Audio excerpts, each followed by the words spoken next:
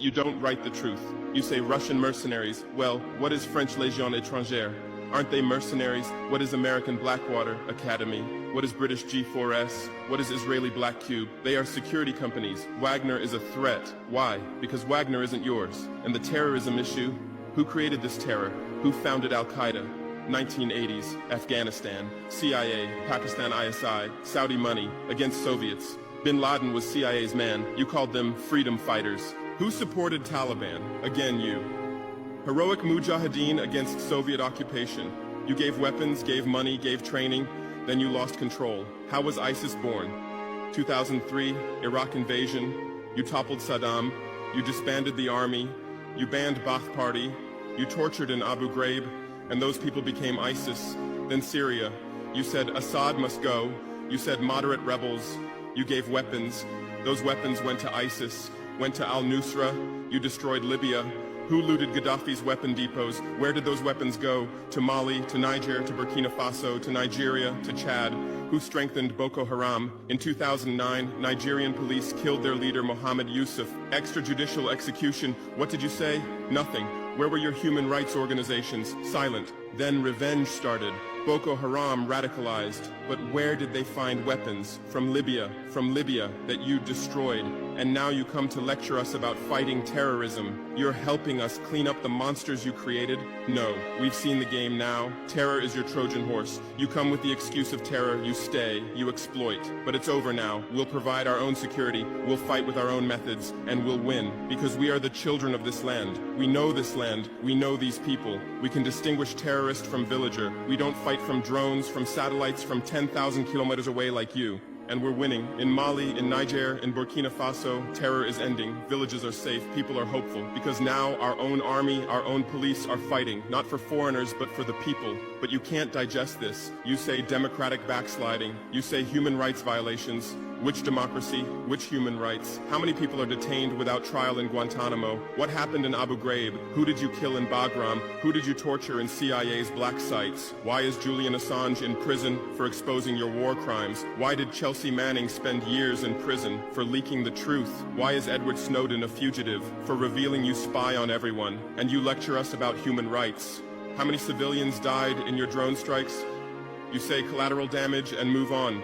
How many weddings did you strike in Pakistan, Yemen, Somalia? How many schools did you bomb? How many hospitals did you burn? And you teach us the laws of war? Look, I come from war. I know the front. I've seen death.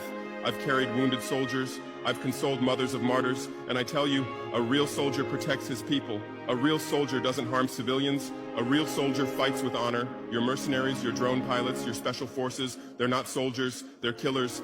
They kill people by pressing buttons from 10,000 kilometers away, then go home and play with their children. We don't fight like that. We look our enemy in the face. We protect civilians. We fight with our honor. We die with our honor. And we'll win. Because the righteous win. Because those who fight with their people win. Because those who fight for their land win. Let's return to your media. I know how you work. I have friends who work within the system. There are journalists with conscience, but they stay silent. Why? Because the system silences them. Those who write the truth get fired. Investigative journalists are laid off due to budget cuts. Dissenting columnists are shown the door because reader interest has declined. And what replaces them? Experts from think tanks, NGOs, universities, all saying the same thing, all defending the same thesis. West is good, Africa is bad. So who are these experts? Where do they get their funding? National Endowment for Democracy, NED, American Democracy Exporter, CIA's legal arm, has fingers everywhere, funds opposition, directs media, creates civil society. Open Society Foundations, George Soros's organization, says open society, but open for whom? Open to what? Open to exploitation, open to intervention, open to manipulation. Ford Foundation, Rockefeller Foundation, Bill and Melinda Gates Foundation, all in Africa, doing aid. But what do they get in return? Control, data, influence. And your media is their trumpet. You headline, Gates is saving Africa. But you don't say, how many African children were paralyzed by Gates's vaccine trials? How many farmers committed suicide because of Monsanto seeds? You're masters at storytelling, but always the same story. White savior.